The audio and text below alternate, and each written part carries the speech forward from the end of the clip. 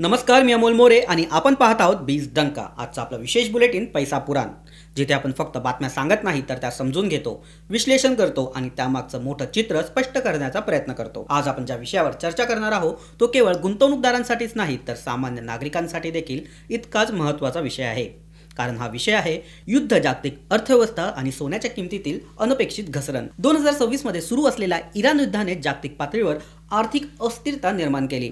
पारंपरिक अर्थशास्त्रानुसार जेव्हा युद्ध किंवा मोठी अनिश्चितता निर्माण होते तेव्हा गुंतवणूकदार सुरक्षित पर्यायाकडे वळतात आणि त्या सुरक्षित पर्यायामध्ये सर्वात वरचं नाव आहे सोनं. त्यामुळे सामान्यतः अशा काळात सोन्याच्या किमती या वाढतात, कारण त्यांची मागणी देखील झपाट्याने वाढलेली असते. मात्र यावेळी जे घडलं ते पारंपरिक समजुतींना धक्का देणारं होतं. युद्ध सुरू होताच सुरुवातीला काही दिवसातच सोन्याच्या किमतींमध्ये विक्रमी उच्चांक हा पाहायला मिळाला. आंतरराष्ट्रीय बाजारात सोनं सुमारे $5,200 प्रति अंश पर्यंत पोहोचलं, तर भारतात प्रति 10 ग्रॅमसाठी हा दर 1,94,000 इथपर्यंत पोहोचला. या वाढीमुळे अनेकांना असं वाटलं की आता सोनं आणखी मोठ्या किमतीवर जाऊ शकतं. परंतु काही दिवसातच परिस्थिती पूर्णपणे बदलली. बाजाराने अचानक आपली दिशा बदलली आणि सोन्याच्या किमतीमध्ये तीव्र घसरण पाहायला मिळाली. आंतरराष्ट्रीय बाजारात सोन्याचा दर हा 5,200 वरून 4,700 पर्यंत खाली आला, तर भारतात देखील 1,94,000 वरून हा दर 1.5 लाखापर्यंत खाली आला. ही घसरण केवळ आकड्यामधील बदल नव्हती, तर ती जागतिक आर्थिक व्यवस्थेत सुरू असलेल्या मोठ्या बदलांची एक झलक होती. या घसरणीमागे अनेक घटक कार्यरत होते आणि हे घटक समजून घेतल्याशिवाय या बदलामागचं खरं कारण समजणं कठीण जाईल. सर्वप्रथम पाहूया महागाईचा परिणाम. युद्धामुळे तेलाच्या किमतींमध्ये मोठी वाढ झाली.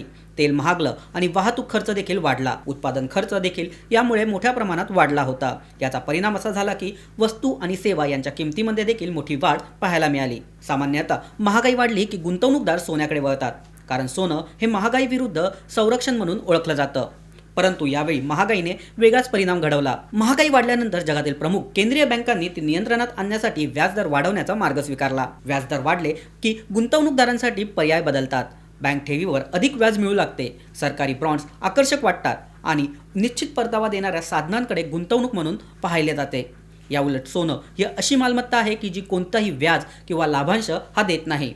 यामुळे जेव्हा व्याजदर वाढतात तेव्हा सोनं तुलनेने कमी आकर्षक ठरतं. याच काळात अमेरिकेने व्याजदर उच्च पातळीवर कायम ठेवले, त्यामुळे अमेरिकन डॉलर मजबूत झाला. डॉलर मजबूत झाला की आंतरराष्ट्रीय बाजारात सोनं अधिक महाग वाटतं, कारण त्यांची किंमत डॉलरमध्येच मोजावी लागते. परिणामी जागतिक मागणी ही कमी होते आणि किमतीवर दबाव हा कायम राहतो. या आर्थिक घटकांबरोबरच बाजारातील मानसशास्त्र देखील महत्त्वाची भूमिका बजावते. 2025 मध्ये सोन्याच्या किमतीमध्ये मोठी तेजी पाहायला मिळाली होती, त्यामुळे गुंतवणूकदारांनी मोठा नफा हा कमावला.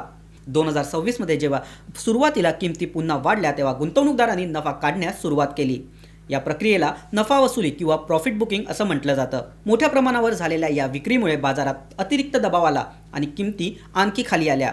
विशेषतः गोल्ड ETF मधून मोठ्या प्रमाणावर पैसे बाहेर पडले. ETF म्हणजे शेअर बाजारातील सोन्याच्या गुंतवणूक करण्याचा सोपा मार्ग. जेव्हा गुंतवणूकदार ETF मधून पैसे काढतात तेव्हा त्याचा थेट परिणाम सोन्याच्या किमतीवरती पाहायला मिळतो. जागतिक पातळीवर केंद्रीय बँकांची भूमिका देखील या संपूर्ण प्रक्रियेत महत्त्वाची ठरते. अमेरिका अजूनही जगातील सर्वात मोठा सोन्याचा साठा आपल्याकडे ठेवून आहे. त्यांच्याकडे सुमारे 8,133 टन सोनं इतकं आहे. यानंतर जर्मनी, इटली, फ्रान्स, रशिया आणि चीन यांचा क्रम लागतो. भारताकडे सुमारे 880 टन सोनं असून भारतही या यादीत महत्त्वाचं स्थान राखून आहे. याच दरम्यान एक मोठा जागतिक ट्रेंड देखील पाहायला मिळाला, डी-डॉलरायझेशन. अनेक देश आपल्या डॉलरवरील अवलंबित्व कमी करण्याचा प्रयत्न करत होते आणि त्यांच्या राखीव सोन्याच्या साठ्यात ते वाढ करत होते. चीन आणि पोलंडसारखे देश मोठ्या प्रमाणावर सोनं खरेदी करत आहे, तर दुसरीकडे रशिया आर्थिक निर्बंध आणि युद्ध खर्चामुळे काही प्रमाणात सोनं विकताना दिसत आहे. यावरून स्पष्ट होतं की सोनं केवळ सुरक्षित गुंतवणूक पण राहिलेलं नाही, तर ते एक रणनीतिक आर्थिक साधन बनलेलं आहे. भारतामध्ये देखील सोन्याकडे पाहण्याचा दृष्टिकोन वेगाने बदलत आहे.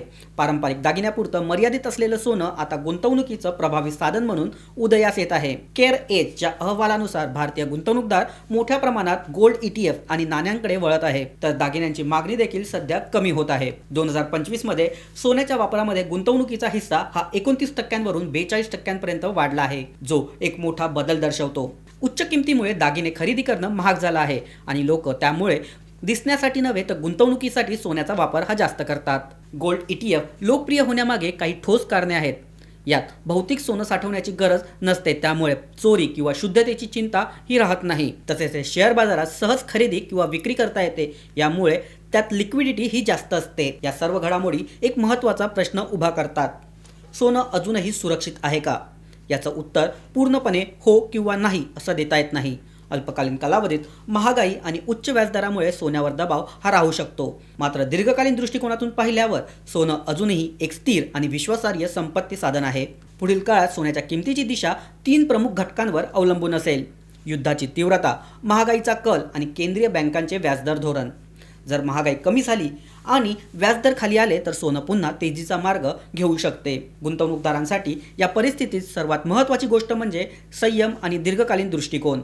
घाबरून त्वरित निर्णय घेण्यापेक्षा विचारपूर्वक आणि टप्प्याटप्प्याने गुंतवणूक करणं अधिक फायदेशीर ठरतं. एकूणच पाहता 2026 मधील सोन्याच्या किमतीतील घसरण ही केवळ बाजारातील चढ उतार नसून जागतिक अर्थव्यवस्थेतील बदलत्या शक्ती संतुलनाचं प्रतिबिंब आहे. तर आजच्या पैसापुरांमध्ये आपण समजून घेतलं युद्ध आणि अर्थव्यवस्था, महागाई आणि व्याजदर, डॉलर आणि सोनं आणि बदलतं गुंतवणुकीचं स्वरूप. भारत वेगाने बदलत आहे, गुंतवणूकदार अधिक जागरूक होत आहे आणि अर्थव्यवस्था नवीन टप्प्यात प्रवेश करत आहे. आजचं बुलेटिन तुम्हाला कसं वाटलं हे आम्हाला नक्की कळवा.